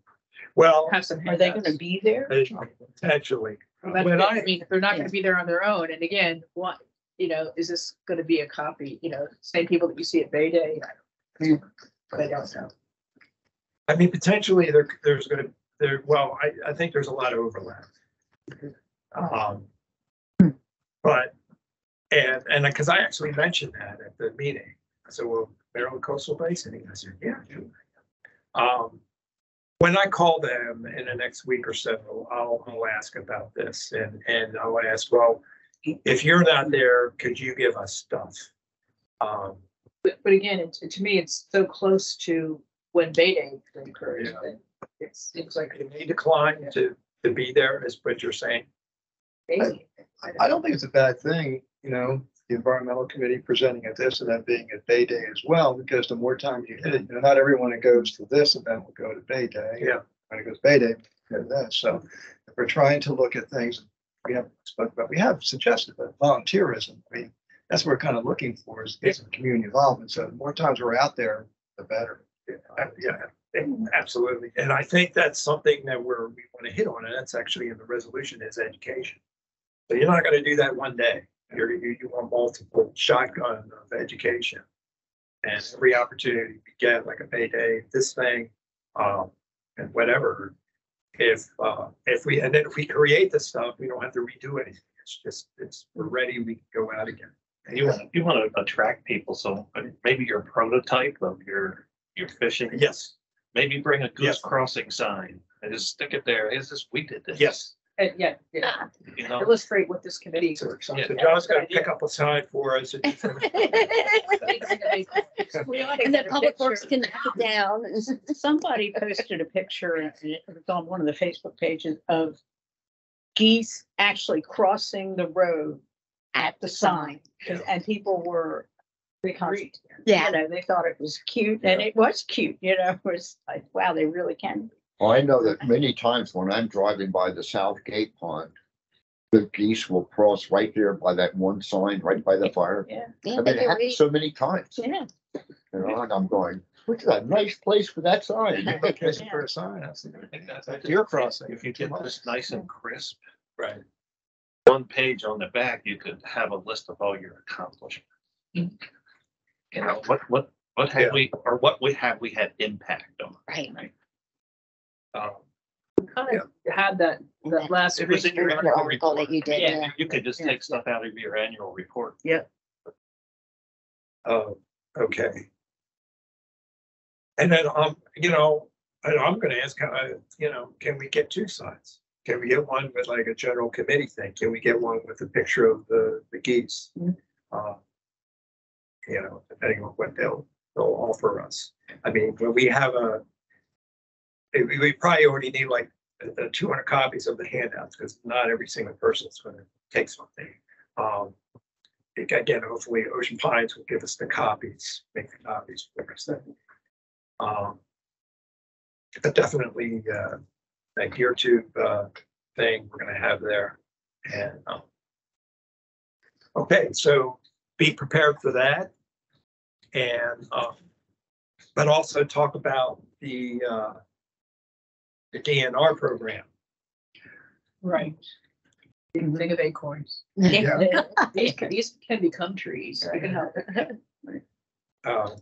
And so this is something we're gonna have to work on. We're gonna have to create some things, put something together to hit all these issues. And, I see it as an avenue too for cross marketing for some of the things that Coastal Bay does, you know. You know, okay, so Coastal Bay is there, well, marine plunder, you know, oyster gardening. You know, if we really are looking at St. Martin, you know, I'm not sure how many properties are on the water, but I'm not sure how many people really participate. I mean, I've been trying to get a friend of mine who's on the water, part of the program, but Coastal Bays, I reached out to him. Like, so if we could get that word out so that we really could have an impact on the quality of our canals, the quality of the waters which they Encourage other people to volunteer to help with the environmental causes. There's so many ways. okay. All right. All right, any more, before I get into some more admin kind of subject, any more thoughts, comments? Okay, I just want to add one more thought too while we're brainstorming this expo thing. You mentioned, and it was been a while back, about the pick up trash as you walk. Oh, right. And flogging, yeah. I do that. I love it. And I have people stop and say, thank you. I mean, it's really amazing. But I that's something else that I think we should make sure to get the word out on that. Maybe like a chart with top 10 things you can do. Yeah. Easy something, ways. Yeah. And also maybe facts about recycling. Yeah.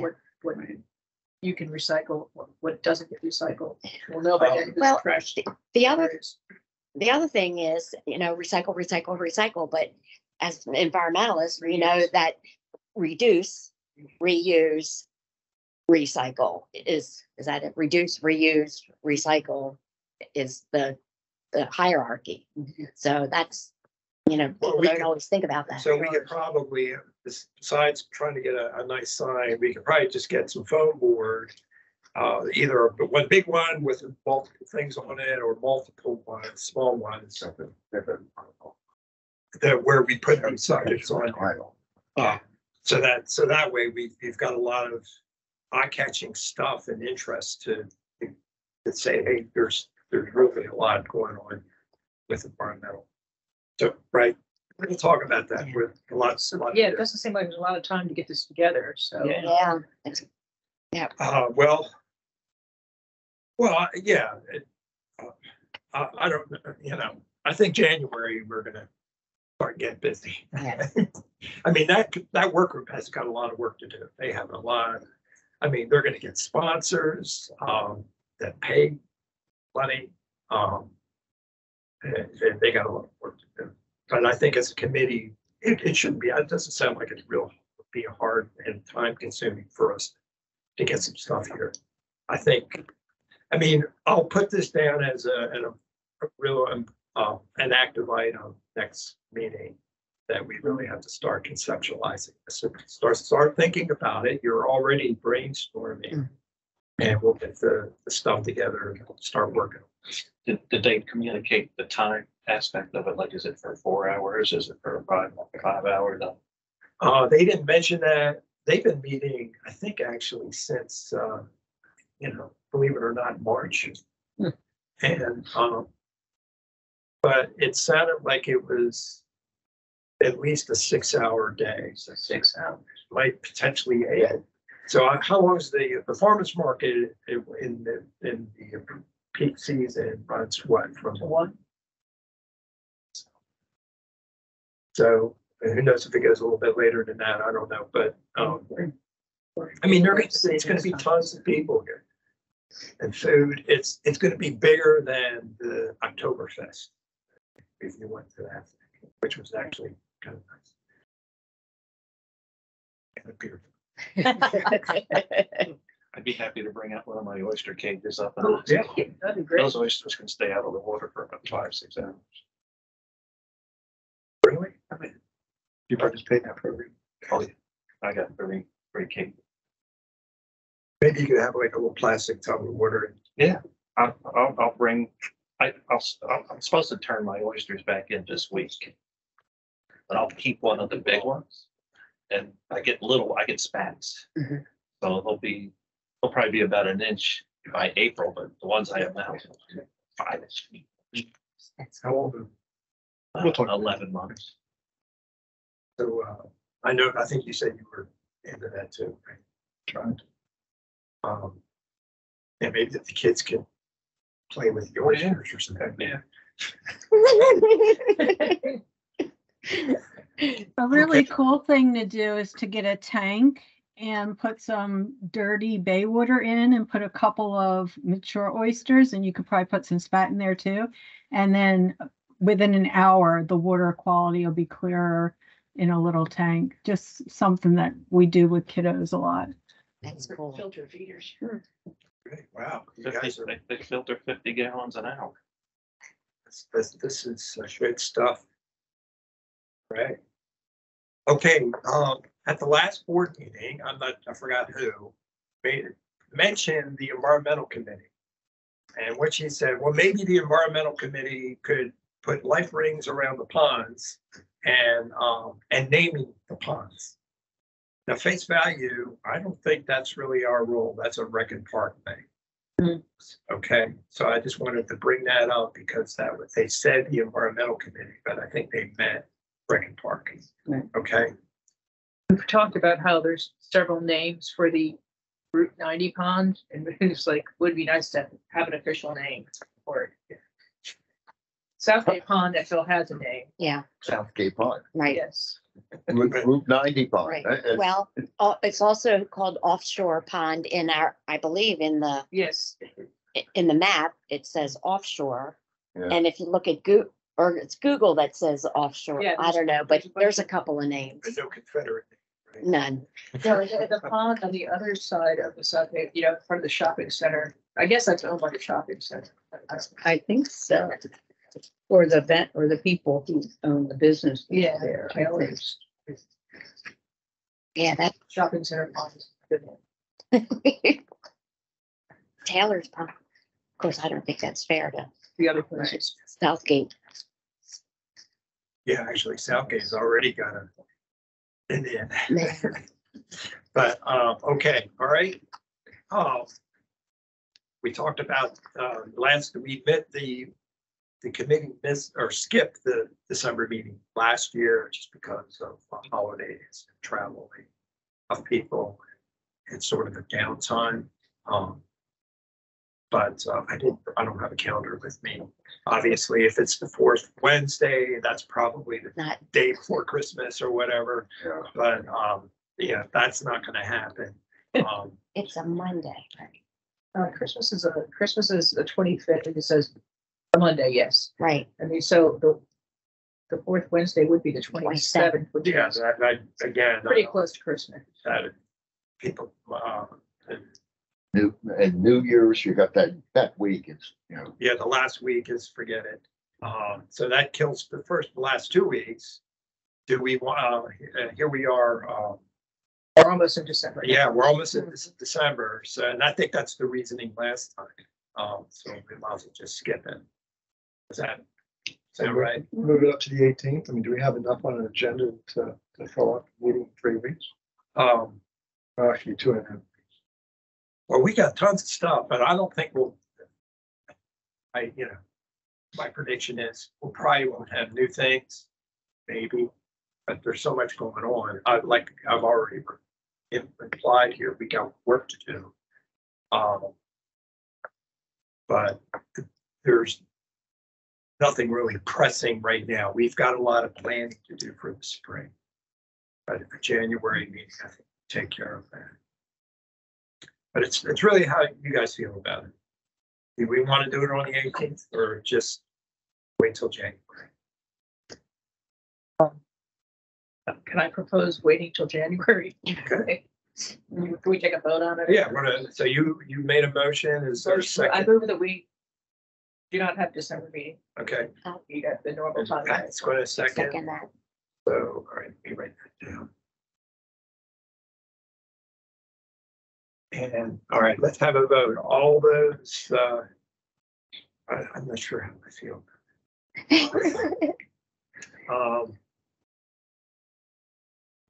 All right, all those to vote for that motion to skip the December meeting, raise your hands.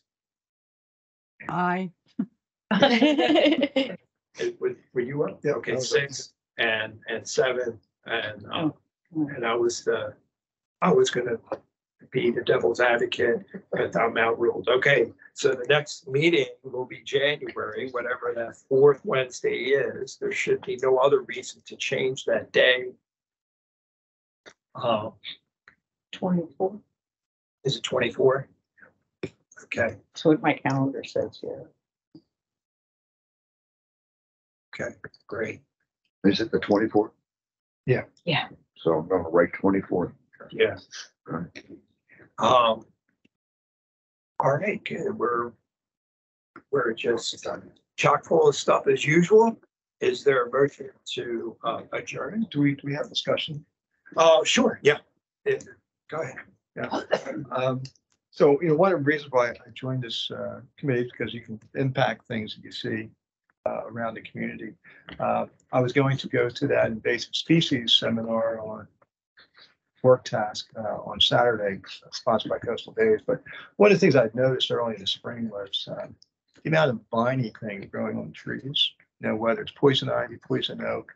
Specifically, let's take a walk around the South Pond, especially this time of year. And I take some photographs back in the spring. I mean, and I'm not sure if they're all invasive, whether they belong there or they don't belong there. But talk about volunteerism. I mean, it wouldn't take much if they were determined to be invasive to have volunteers. These events like the season kickoff and Day could be ways to get volunteers to help us out with this. If you walk down here along White Horse Park, there's a lot of vines there along the trees as well. So, I mean, one of the things I would like to see is some determination as to whether or not those things that I'm seeing and all see around the South Pond here are invasive, and then find a way in order to remove them. Ideally, you cut them off and you dig their roots out. That's probably really difficult to do, but it's something that I would like to pursue. I know there's a huge problem with wisteria. Chinese wisteria is an invasive species, and it is really difficult to eradicate. I have it, somehow it's in my yard, and I cut it down to the ground every year, and it comes back. In the fall, when their pods come off, and the pods actually pop, spread the seeds everywhere. So, I mean, I think that's part of what Coastal Days was working on. That's what the program was. Yeah, but I'd have to, look around the pond to see what's growing there. Yeah. But yeah, take a look at the trees next time you walk by that area. See what's going on. I think sometimes those vines actually kill the trees Yeah. too. They just Don't bring them down. snuff them out. If they Yeah. don't bring them down, they'll dig around. I can't go because I also volunteer at Habitat Restore on Saturdays, so that's, so I gotta skip that. But when I contact them soon, I'm gonna ask about, do you have like a list that we could use? With a visual Yeah. too, that shows these are the vines that are choking our trees. And then so that we could, if they could just, since it sounds like no one can make that seminar, that at least we can get some information. We can use that as something for us to work on. Yeah. Okay. Okay. All right. Any other discussion points? I don't know if this is of any interest, but on 2 different occasions, I've gotten 25 free saplings from the DNR. Because I have waterfront property, so 2 years I've got 50 free saplings. So you, as an individual, you can get Yeah. the 25. Yeah, How they do? not well. But my back property is kind of tidal. Big storms, Saltwater encouragement. Mhm. salt just kills them, even though these are supposed to be. Salt tolerance, They never said they were salt tolerant, they were water tolerant. I think they're more for freshwater. riverside stuff. Yeah. I'm on Mangle Creek also. Someone else was in Mangle Me. Creek? Yeah, Are you in Watertown or yes. Boston? Watertown. Okay, I'm on Boston. Okay, yeah, probably. So, I back up to Boston. Mhm. so when you get them, what do you pay? Very, very minimal cost. Great, They're free. great, yeah. You have waterfront property. It's something we can include in our, Yeah. our educational. We used to go down to Berlin, I'll say what day. Oh, you think they actually pick up? Yeah. I thought you had to go to church. I think they checked, they wanted my address, so I guess they checked to make sure I have water. Okay, that's interesting. I did not know that part. Yes. Could you, Definitely something to- so that's something we're gonna work on. Since you have that recent experience, could you just write down some notes on that and maybe email us and then Patricia will have it, whatever, as we develop that The article, subject. but also just maybe something to promote at this Ocean Pines kickoffs. Yeah. I know every year I found out about it late. I don't even forget how I find out about it. By the time I get there, she goes, oh, we're almost out. Okay. And both years I was like one of the last ones, so, Not well publicized. yeah, it's not. Your stuff doesn't have to be, 100% accurate. At least it's more information to Right. know. You can go to Berlin and get these things. Right. Typically, you can go Right. at this time of year or whatever the case is. Because, if I knew that, that's all I had to do is go to Berlin. Right. Yeah. I can go over there and get some saplings. Yeah. I think the bayberry is the only thing that's taken. Bayberry plants, so I've seen those. Or they're more like shrubs. Yeah, more like shrubs, but But what did you what you planted that didn't do it? I get sycamore and some other stuff like some big trees. But it's only for if you have It's water. actually 5 of the 25, it's 5 different species. 5 of each. Okay. And the second year I went, they were different. Kind of neat. That is.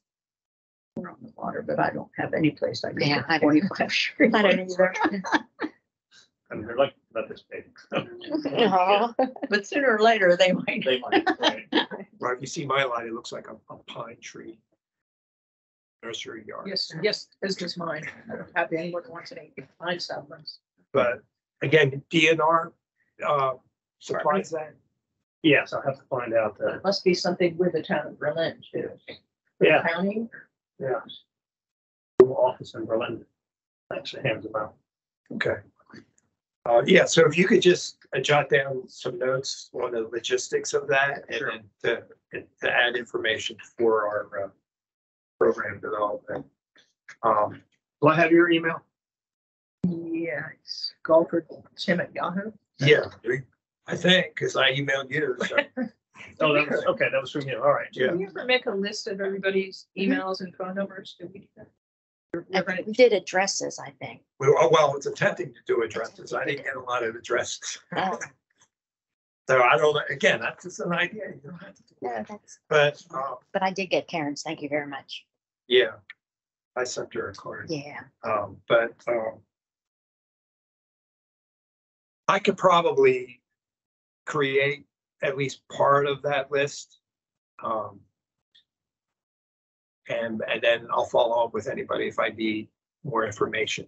I mean, the website itself has some contact It information. has our emails or your, does it have, it has everybody's email. I think so. Did you get the email with the agenda and? Yes. Okay, that came from Tim. Okay. Good. So I'll just get something generated somehow and we'll fill it in as needed. And then we'll send that out for everybody to have. So, okay. And, all right, I think that's it, right? Chock full meeting. Is there a motion to adjourn? I'll make a motion. Okay. And second? Right, yeah, let the new guy. That's a new guy. All right, all right. Nice. Pack me in, please. Yes.